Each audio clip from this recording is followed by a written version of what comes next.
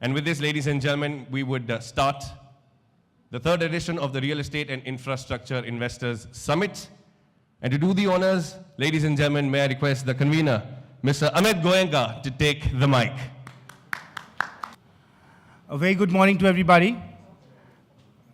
It's indeed a very large honor and privilege for me to welcome our very distinguished chief guest, the Honorable Shri Hardeep Singh Ji Puri, our Honorable Minister of State for Independent Charge, Housing and Urban Affairs, Ministry of Housing and Urban Affairs, Government of India. Our guest of honor, Shri Rajneesh Kumar Ji, Managing Director, State Bank of India. Our guest address speaker, Shri Kalyan Raman Ji, MD and CEO of National Housing Bank. Other dignitaries present amongst us, my colleagues at NAREDCO and APREA, and distinguished friends, partners, and ladies and gentlemen present today morning.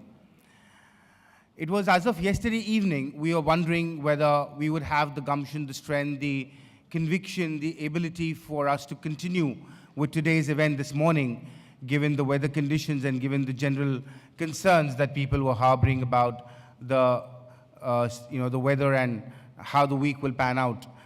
And we said, no, we are folks, we are friends, we are leaders of a sector that has the ability to tide over every hurdle, every obstacle, and come out stronger and come out, in a better and a more robust way with every challenge. And I'm so glad to see all of us here this morning.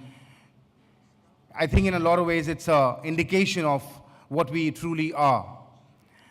It's also an honor to welcome everybody to the third edition of the Real Estate and Infrastructure Investor Summit 2017. It's a property that has only grown exponentially from year to year, growing in strength, growing in influence, and growing in its ability to deliver the message of the real estate and infrastructure industry to all stakeholders, both in India and abroad.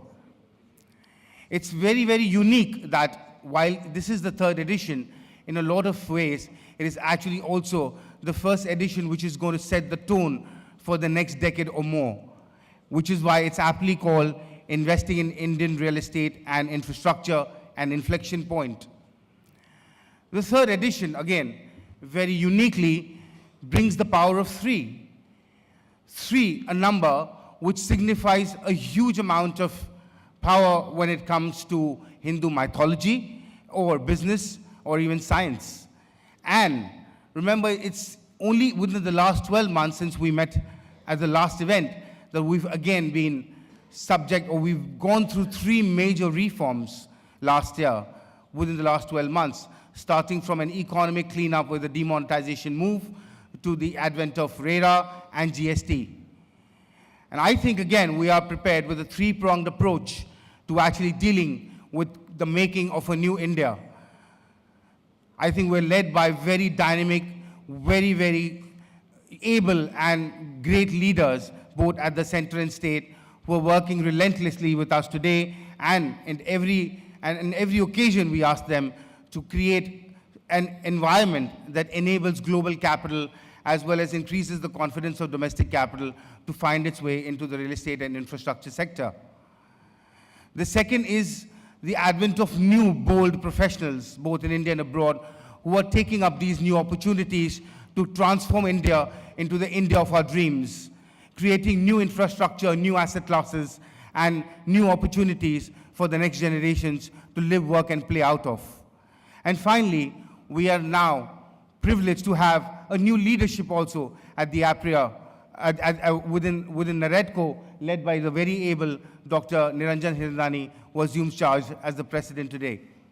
It is with this I welcome you all again today, where we will deliberate extensively on what has transformed and what will transform India into an economic power zone, into a shining example of development and growth, whether it's areas of affordable housing, logistics, warehousing, or other asset classes, commercial office spaces, and so on and so forth.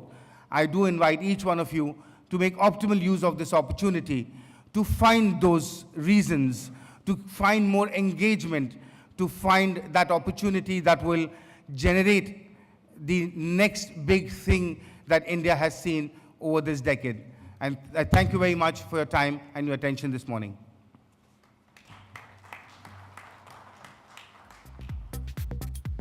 Thank you, Mr. Goenka, for that wonderful